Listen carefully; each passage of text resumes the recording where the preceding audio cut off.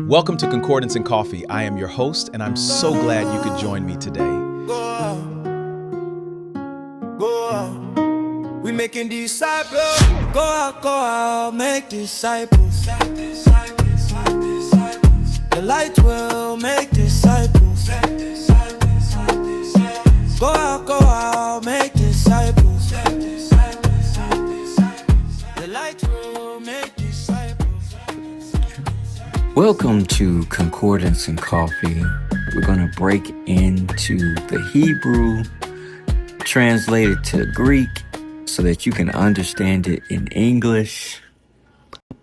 The Hebrew word is I have given, Navan. It means to give, to yield, to give away to a brother, to give away to somebody.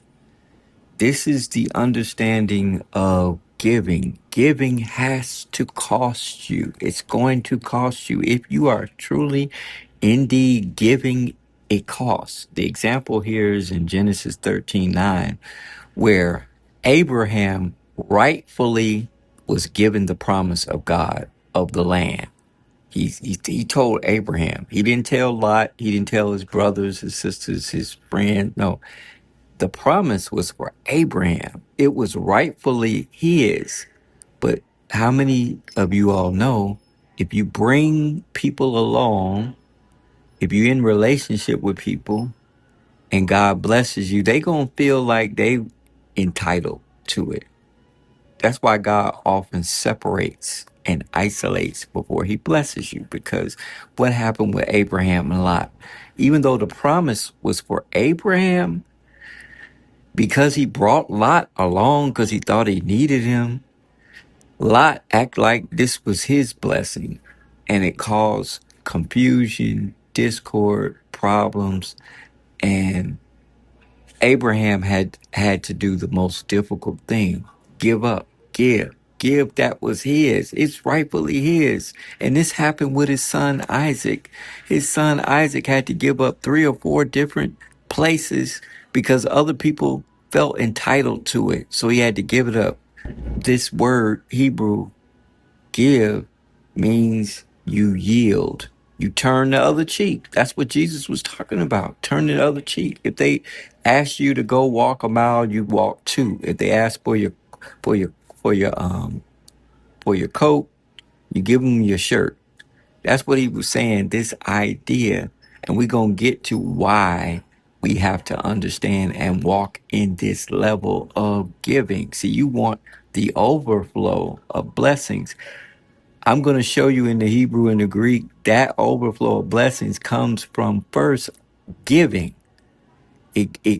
When you walk in this level of being able to let it go, God can give it back to you, pressed down, shaken, and overflow. That is also part of the Hebrew definition of being able to give. It releases the ability to get overflow. But if you can't give, it's not going to happen for you. Understand, after Abraham gave his right up and said, Lot, you can pick the best spot, even though it's really supposed to be. We ain't going to talk about that. Lot, whatever you want. If you want to go over there to the left because it looks better, I'll go to the right. If you want to go to the right because that's what you want, I'll go to the left. He gave his right up. He released. He let it go. And then what does it say in Genesis 13:15? It says, God says, so you did that. You let it go. So I'm going to give you everything you see. I'm going to give it to you and your seed. And that's when Abram's life changed. That's when his name changed from Abram to Abraham, when he was able to let it go. You see the exponential blessing that happened when he was able to let it go, even though he technically was right. He technically was old and he could have fought and gone back and forth to the end of time. But he gave. I have given, Naban, to give, to bestow, grant, permit, employ, devote, consecrate. It costs you something to give. You got to go through a consecration process to be able to give to God. It says to put put on, set, appoint, assign, designate. You it is an effort because God gave his only begotten son. He wouldn't say it and frame it like that. It cost God to give Jesus as a sacrifice for your sins. It cost him.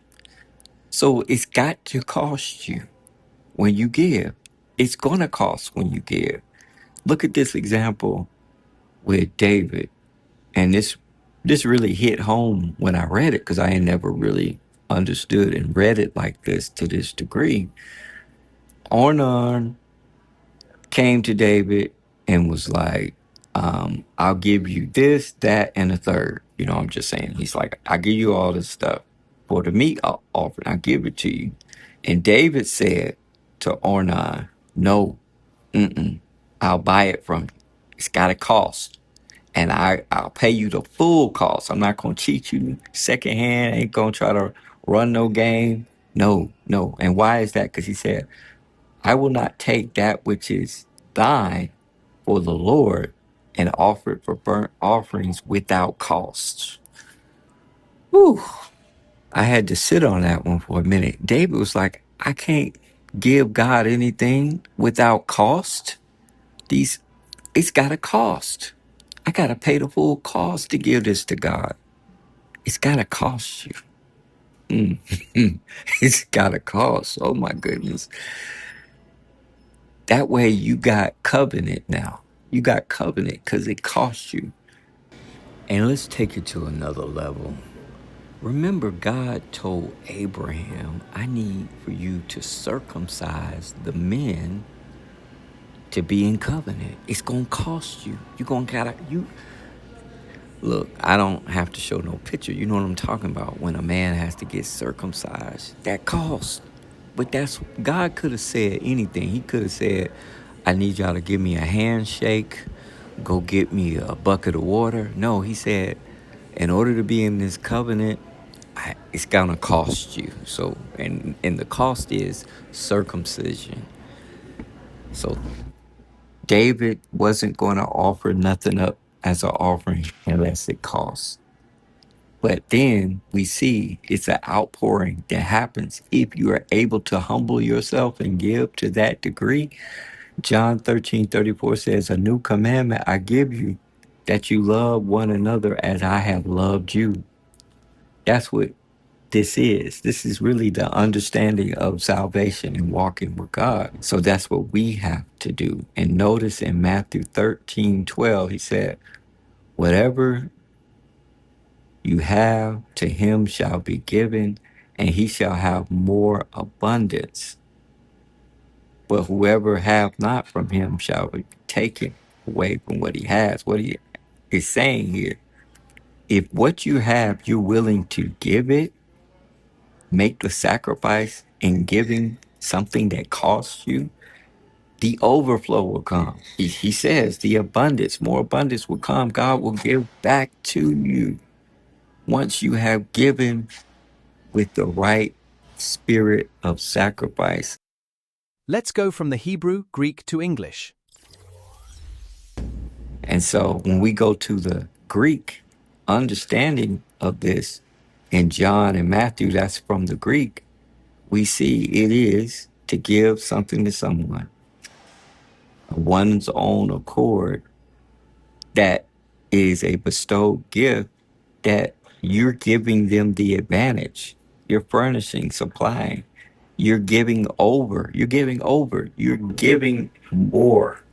And this is the kingdom economy, where you love God with all your heart, mind, and soul, and you love your neighbor as yourself. So if your neighbor asks you to go a mile, you go too. If they ask for your jacket or coat, you give them your shirt. This is the economy of the kingdom of giving. Loving God with all your heart, mind, and soul, which also requires loving your neighbor as yourself.